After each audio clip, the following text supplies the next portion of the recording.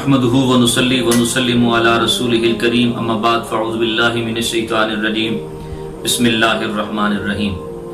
اللہ تعالیٰ نے قرآن مجید فرقان حمید میں سورہ نور کے اندر حضور نبی کریم صلی اللہ علیہ وآلہ وسلم سے ارشاد فرمایا، محبوب مومن مردوں سے بھی کہہ دیں اور مومن عورتوں سے بھی کہہ دیں اپنی نگاہوں کو جھکا کے رکھا کریں۔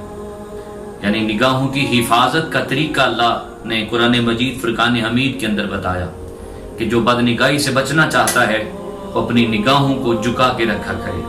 بلکہ ایک حدیث پاک میں نے پڑھا، حضرت مولا علی شیر خدا سے حضور نے خطاب فرمایا، علی رستوں میں نہ بیٹھا کریں۔ مولا علی شیر خدا اور باقی صحابہ نے اس کی یا رسول اللہ صلی اللہ علیہ وسلم اگر کوئی مجبوری ہو رستے میں بیٹھنے کی تو پھر کیا کریں؟ تو فرمایا پھر رستے کا حق ادا کیا کریں۔ صحابہ نے اس کی یا رسول اللہ رستے کا حق کیا ہوتا ہے؟ تو آپ نے فرمایا رستے میں جب بھی بیٹھیں نگاہ جھکا کے رکھیں، کسی کو ایذا نہ دیں اور سلام کا جواب دیں اور اچھی باتیں کریں اور بری باتوں سے روکیں، یہ رستے کا حق ہے۔ چونکہ رستے میں بیٹھے یا آتے جاتے ہوئے بندے کی نگاہ کہیں بھی پڑ بھی سکتی ہے، تو اس کے اوپر بھی میں نے ایک حدیث پاک پڑھی، حضرت جریر حضور کے صحابی پوچھتے ہیں یا رسول اللہ اگر کسی کی نگاہ کسی اجنبی عورت پہ پڑ جاتی ہے تو وہ کیا کرے؟ تو نبی کریم صلی اللہ علیہ وسلم نے فرمایا وہ فوری طور پہ اپنے نظر کو پھیر لے اور اپنی نگاہوں کو جھکا لے اور دوبارہ پلٹ کے نہ دیکھے۔ یعنی حضور نبی کریم صلی اللہ علیہ وسلم آنکھوں کو یعنی اس کی نگاہ کی حفاظت کو مد نظر رکھتے ہوئے نبی کریم صلی اللہ علیہ وسلم نے بہت ساری باتیں ارشاد فرمائی۔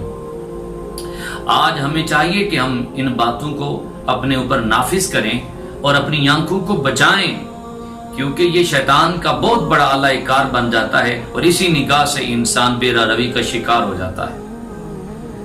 بلکہ یہ صرف مردوں کو حکم نہیں ہے، عورتوں کو بھی حکم ہے۔ میں نے حضرت امام ابو داؤد انہوں نے اپنی سنن میں یہ حدیث لکھی ہے، میں نے حدیث پاک پڑھی ہے۔ حضرت ام سلمہ فرماتی ہیں ایک مرتبہ ہم حضور کی بارگاہ میں بیٹھی ہوئی تھی، میں اور حضرت مامونہ دونوں بیٹھی ہوئی تھی، تو باہر سے ایک صحابی آ گئے۔ وہ صحابی حضرت عبداللہ بن ام مکتوم تھے، نبینہ صحابی تھے۔ نبی کریم صلی اللہ علیہ وسلم نے ہمیں فوراً ارشاد فرمایا ام سلمہ جاؤ اندر چلی جاؤ، پردہ کر لو۔ تو حضرت ام سلمہ آپ عرض کرتی ہیں یا رسول اللہ یہ آنے والے صحابی جو ہیں یہ تو نبینہ صحابی ہیں، تو ان سے ہم پردہ کر لیں، ان نے کون سا ہمیں دیکھنا ہے؟ تو نبی کریم صلی اللہ علیہ وسلم نے جو آپ نے خطاب فرمایا، آج وہ سبق امت مصطفیٰ بھول گئی۔ نبی کریم صلی اللہ علیہ وسلم نے ارشاد فرمایا وہ نبینہ ہیں، اے ام سلمہ آپ نبینہ تو نہیں ہو نا، آپ کی بھی نگاہ تو پڑ رہی ہے نا۔ تو حضور نبی کریم صلی اللہ علیہ وسلم نے جس طرح مردوں کو بد نگاہی سے بچنے کا حکم فرمایا، اسی طرح عورتوں کو بھی حکم ہے۔ تو ہمیں چاہیے، مرد اور عورت سب کو چاہیے کہ اپنی نگاہوں کی ہم حفاظت کریں تاکہ ہم اس گناہ سے بچ سکیں، کیونکہ یہ گناہ ایسا ہے کہ جب یہ نظر بہکتی ہے تو دل بہکتا ہے، اور جب دل بہک جاتا ہے تو پھر انسان بے روی کا شکار ہو جاتا ہے۔ تو اللہ تعالی ہمیں ہر لمحہ اس نگاہوں کی حفاظت کرنے کی اور ان کو گناہوں سے بچانے کی اللہ تعالیٰ میں توفیق عطا فرمائے۔ اور میں نے نقصان یہ پڑھا ہے کہ جو نگاہوں کی حفاظت نہیں کرتے، بد نگاہی کرتے ہیں، انہیں نیکی کی توفیق نہیں ملتی، نیکی نصیب نہیں ہوتی۔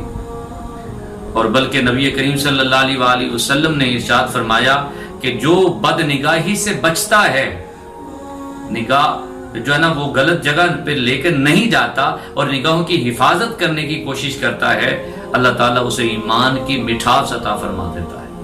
تو ایمان کی مٹھاس لینا چاہتے ہیں تو اپنی نگاہوں کو بچائیں، بے روی سے بچائیں۔ آج کے جدید دور میں سوشل میڈیا کے ذریعے بہت زیادہ فحاشی اور یعنی ہے، اپنی آنکھوں کو بچانے کی ہمیں کوشش کرنی چاہیے۔ اللہ تعالیٰ ہمیں سمجھنے کی اور عمل کرنے کی توفیق عطا فرمائے۔ وما علینا الا البلاغ۔